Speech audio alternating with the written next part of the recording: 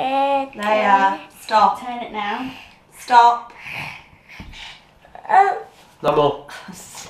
You can't see this having a happy ending. Inside. When you finish. Sorry. When you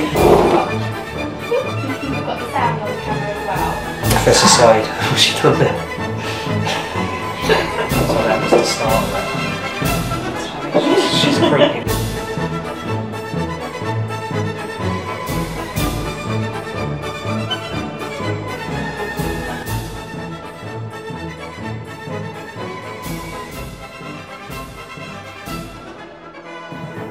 An ABI is an auditory brainstem implant.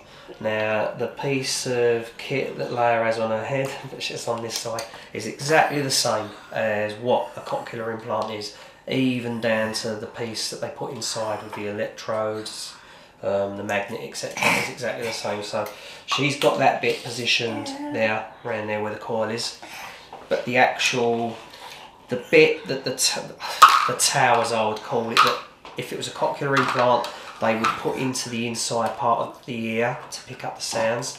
They have to attach that directly to the brainstem, which is around about this area around here.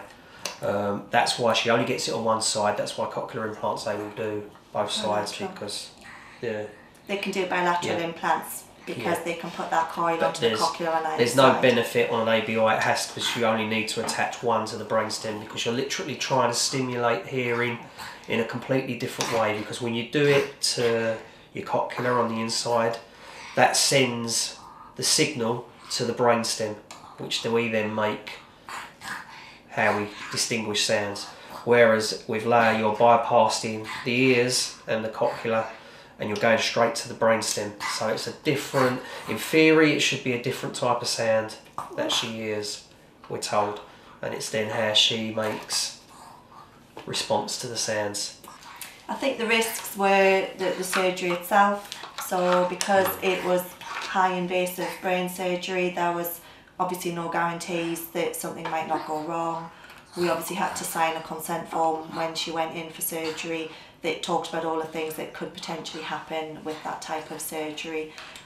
We also knew that there would be possibly some side effects post-surgery. So children who've had ABIs in Italy and other parts of the world, so there's a big programme goes on in Turkey for brainstem implants. There's been research done that shows that there can be side effects from the electrodes on the brain. So there can be things like numbness at the back of the throat, pins and needles in arms and legs, and that's all about the current and the voltage that goes through facial twitching.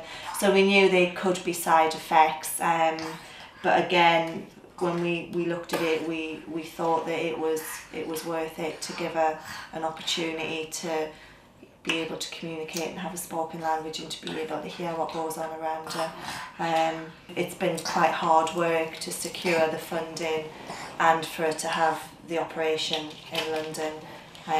It's not been done on the NHS before, so there was a lot of hard work that side, as well as coming to terms with a child with a disability like deafness, and you know, for us starting to understand what that means, learning sign language, all the appointments that went with that. So we felt like we had a lot thrown at us, and as well as coming to terms with having a child, because she was our first. So I think it made us a stronger family unit, and we pulled together quite well. And we'll continue to work on her sign language as well as spoken language, because again, the hospital can't give us any guarantee she'll ever access a spoken language. Here she comes. What are you coming back? Because of the nature of an auditory brainstem implant, there's no guarantee. So I think we'll continue with the rehab as we are, and a lot of it with an auditory brainstem is about the child. So a lot of it is how well the child can adapt and understand the hearing that they're being given.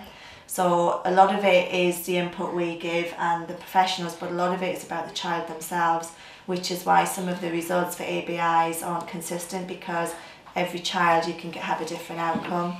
So I think we're short term continuing with the programme, with the support of all the professionals, and see how she does. Yeah, a recent testing, which was only last week, was where we've probably had the biggest improvement, because for the first time under testing they got Leia to respond to all the ling sounds, which they've never been able to do. Under the frequency testing, they've basically got her into cochlear implant range, which again they didn't think this soon. We're literally not even, we're 2 years switching in June, so she's what, at 20 months, yeah, 21 months, 20 months, no 22, sorry, 22 months. So yeah, so they're saying the step up has been really good. So yeah, they're more than happy with the progress she's making and where we've got her. And it's now just a case of, yes, we know she can hear the sounds, it's getting Leia to understand what individual sounds are and responding to them. And they always said that was going to be a slow progress, but it is happening. Yeah, so we're more than happy with where we're at with the schooling and that. I like to think that, you know, for Leia's future, that she's got the same opportunities open to her that any child would have, and whether that's she has a spoken language or she doesn't, and BSL, yeah, there's no guarantees she will have a spoken language. She could end up being a British Sign Language user, and I think for us, we'd like to think there's the same opportunities out there for children who are deaf to children who aren't, and that we've given her every best possible start to be able to achieve that. So I think that's the biggest aspiration for us, is that she goes out and does whatever she wants like any other child would do who doesn't have a hearing impairment.